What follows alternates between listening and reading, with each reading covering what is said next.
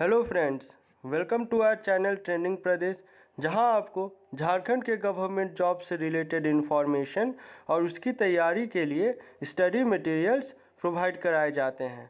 आज 17 नवंबर है और आज के लिए झारखंड से जितने इम्पॉर्टेंट करंट अफेयर्स बन सकते हैं इस वीडियो में हम लोग उसे डिस्कस करने वाले हैं। तो चलिए हम लोग स्टार्ट करते हैं।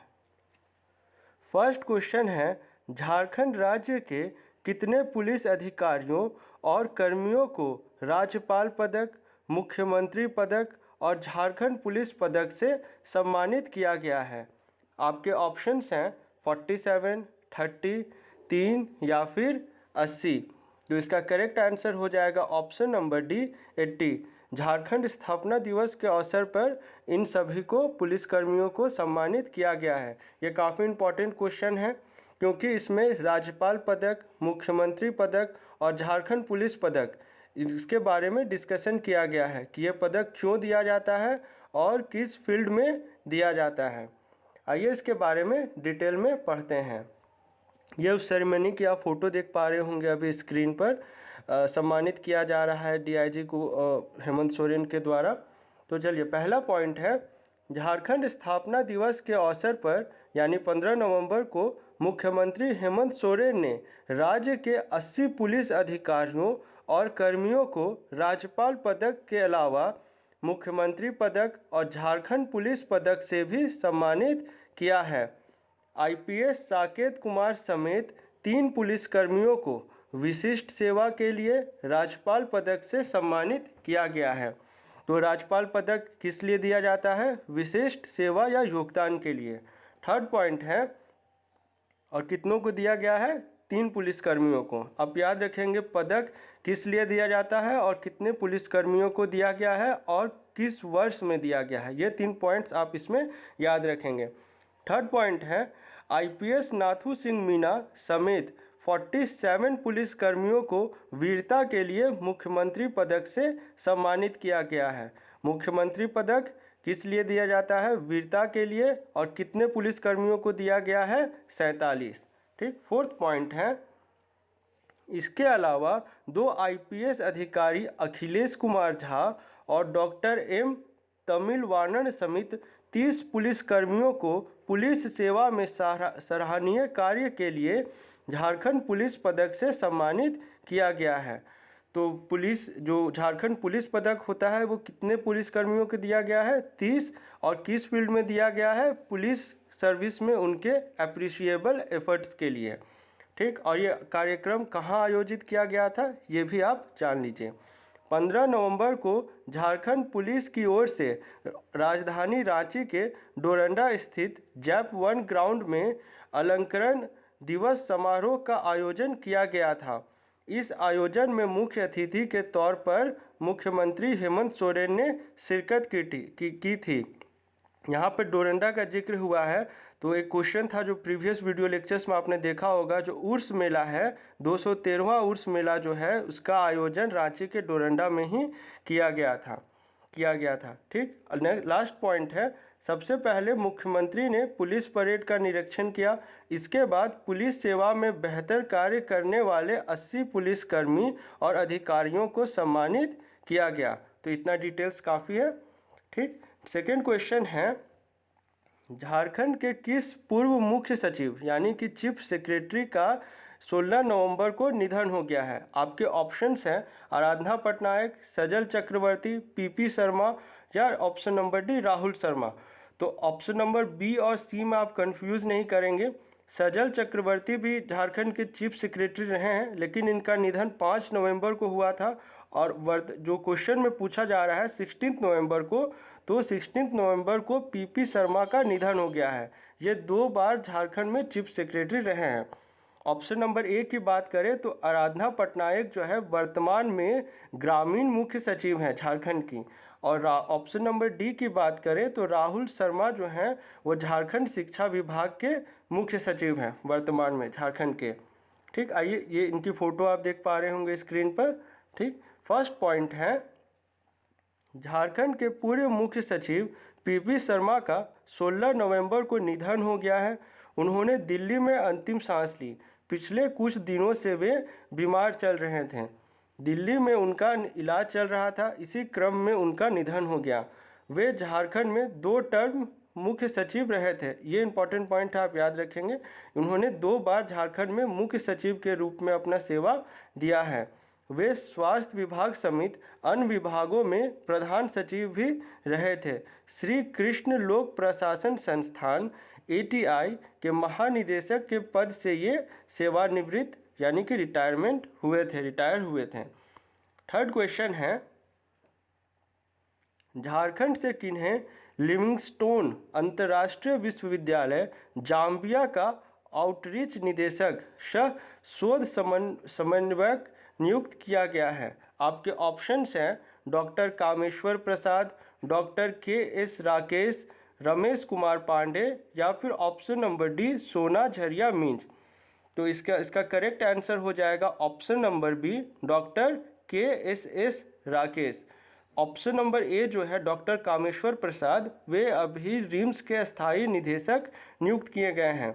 रमेश कुमार पांडे जो है ऑप्शन नंबर सी, वो रांची यूनिवर्सिटी के वाइस चांसलर हैं। और ऑप्शन नंबर डी जो है सोना झरिया मींज, ये सिद्धू कानू यूनिवर्सिटी के वाइस चांसलर हैं। अभी कुछ ही दिन पहले यानी लगभग आपका 10 नवंबर को सोना झरिया मींज राज्यपाल द्रौपदी मुर्मू से मिली थी और जो अपने यूनिवर्सिटी के करिकुलम हैं उनसे उन्हें अवगत कराया था। आइए इसके बारे में डिटेल में पढ़ते हैं। यह फोटो देख पा रहे होंगे, लेफ्ट साइड में जो है यही है डॉक्टर KSS राकेश। चलिए, फर्स्ट पॉइंट है CMCE college of management computer and engineering college चीरा चास बोकारो के निदेशक डॉक्टर KSS राकेश को लिविंगस्टोन अंतर्राष्ट्रीय विश्वविद्यालय जाम्बिया का आउटरीच निदेशक सह शोध समन्वयक नियुक्त किया गया है। सेकेंड पॉइंट है 2019 में डॉक्टर राकेश को इस विद्यालय का आउटरीच डायरेक्टर बनाया गया था। अब अंतर्राष्ट्रीय शोध खास करके PhD बाय रिसर्च प्रोग्राम का समन्वय का प्रभार भी इन्हें दिया गया है। तो इनके आउटरीच डायरेक्टर बनने से झारखंड को किस प्रकार से फ़ायदा हो सकता है, आप इसे समझें। इससे झारखंड के छात्रों को अंतर्राष्ट्रीय यूनिवर्सिटी में PhD करने में आसानी होगी। लिविंगस्टोन अंतर्राष्ट्रीय विश्वविद्यालय जाम्बिया को भारतीय विश्वविद्यालय संघ की सदस्यता अक्टूबर में मिली है, जिसका पूरा श्रेय भी डॉक्टर राकेश को ही जाता है। यह आउटरीच डायरेक्टर के रूप में डॉक्टर राकेश की प्रमुख उपलब्धि रही है। आज किसी कारण से इसके इंग्लिश ट्रांसलेशंस नहीं है क्वेश्चंस के, लेकिन नेक्स्ट करंट अफेयर्स के वीडियो से आपको क्वेश्चंस दोनों हिंदी और इंग्लिश लैंग्वेज में मिलेंगे। ठीक, आज थोड़ा समय की कमी हो गई है, करंट अफेयर्स आज लेट से उपलब्ध हो पा रहा है आप लोगों को, इसके लिए माफ़ी चाहेंगे। बट कल से रेगुलर जो टाइम है 5:30 बजे आपको करंट अफेयर्स मिल जाया करेगा। फोर्थ क्वेश्चन है IIT ISM धनबाद के कितने प्रोफेसर का शास्त्रीय मोबिलिटी प्रोग्राम पुरस्कार 2021 के लिए चयन किया गया है? कौन सा पुरस्कार है? शास्त्रीय मोबिलिटी प्रोग्राम पुरस्कार। ठीक, आपके ऑप्शंस हैं 1, 2, 3 या 4। तो इसका करेक्ट आंसर हो जाएगा ऑप्शन नंबर सी 3। आइए इसके बारे में डिटेल में पढ़ते हैं। IIT ISM धनबाद के 3 प्रोफेसर का शास्त्रीय मोबिलिटी प्रोग्राम पुरस्कार 2021 के लिए चयन किया गया है। शोध के क्षेत्र में बेहतर काम करने के लिए यह पुरस्कार उन्हें दिया जा रहा है। 7 में से 3 शास्त्रीय मोबिलिटी पुरस्कार 2020-21 के पुरस्कार विजेता IIT ISM धनबाद में प्रोफेसर हैं। यानी ये जो पुरस्कार है शास्त्रीय मोबिलिटी प्रोग्राम 2021 जो पुरस्कार दिया जा रहा है, ये टोटल कितने लोगों को दिया जा रहा है? 7, जिसमें से 3 जो है वो IIT ISM के प्रोफेसर हैं।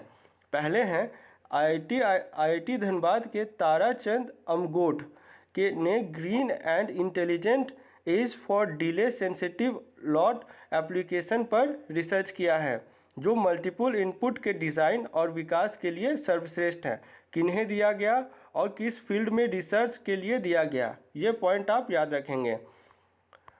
सेकंड है, वहीं राम बाबू कुरुमुदी को के साथ अल्बर्टा विश्वविद्यालय कनाडा में अध्ययनरत प्रोफेसर सुरेश पंडियन जिन्हें स्कूल बस में परिवर्तित निकास पाइप डिज़ाइन के लिए विकास के लिए यह पुरस्कार दिया जा रहा है। थर्ड है, डॉक्टर जू साइंग झांग ने केप ब्रिटेन विश्वविद्यालय के साथ स्कूल जाने वाले बच्चों के लिए नैनो पार्टिकल एक्सपोजर बनाया है। तो ये तीनों नाम आप याद रखेंगे और किस फील्ड में दिया जा रहा है ये इंपॉर्टेंट है। और भी कुछ पॉइंट्स है जो एग्ज़ाम पॉइंट ऑफ व्यू से इम्पॉर्टेंट है, आइए उन्हें भी जान लेते हैं। IIT ISM धनबाद की स्थापना 1926 ईस्वी में उस समय के वाइसरॉय लॉर्ड इरविन के द्वारा की गई थी। उस समय इसे सिर्फ ISM का नाम था उस समय इसका, यानी कि इंडियन स्कूल ऑफ माइंस, इसे IIT का दर्जा उस समय प्राप्त नहीं हुआ था। ये इकलौता अपने तरह से कोल्स माइंस में इंजीनियरिंग कराने वाली संस्था थी। 2016 में ISM को IIT का दर्जा मिला। तो दो इम्पॉर्टेंट पॉइंट्स है कि इसकी स्थापना 1926 में हुई थी, लेकिन IIT का दर्जा इसे वर्ष 2016 में मिला। फिफ्थ क्वेश्चन है, NCRB के आंकड़ों के अनुसार वर्ष 2018 में झारखंड में मानव तस्करी की कितनी घटनाएं सामने आई थीं? तो ये झारखंड चिल्ड्रंस ग्रोथ रिपोर्ट है। इसमें दो डेटा हम लोग डिस्कस करने वाले हैं। एक NCRB की रिपोर्ट है जो कि मानव तस्करी से रिलेटेड है। सेकेंड रिपोर्ट जो है झारखंड कुपोषण से रिलेटेड है। देखिए, इस तरह के डेटा याद करने से क्या होगा ना, जैसे अगर आपने झारखंड हाई कोर्ट का प्रीवियस ईयर का क्वेश्चन एग्ज़ाम दिया होगा तो आपने देखा होगा जो ऐसे लिखने को आता है उसमें यही सब पॉइंट्स जब आप कोट करेंगे तो ये आपके ऐसे की इफ़ेक्टिवनेस को इंक्रीज़ कर देता है। इसलिए आप ये बिल्कुल ऐसा कतई ना सोचें कि ये जो रिपोर्ट हम लोग डिस्कस करते हैं ये व्यर्थ में हम लोग डिस्कस कर रहे हैं। ये अगर आप इसे अपने से नोट्स बना के रखेंगे ना तो ये आपको कहीं ना कहीं ये आपके लिए बहुत ही इम्पोर्टेंट प्रूफ होने वाला है।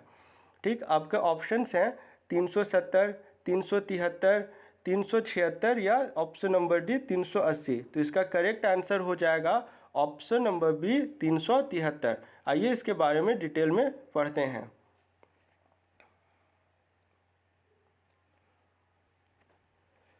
NCRB के आंकड़ों के अनुसार, यानी कि नेशनल क्राइम रिकॉर्ड्स ब्यूरो के आंकड़ों के अनुसार वर्ष 2018 में झारखंड में मानव तस्करी की 373 घटनाएं सामने आई थीं।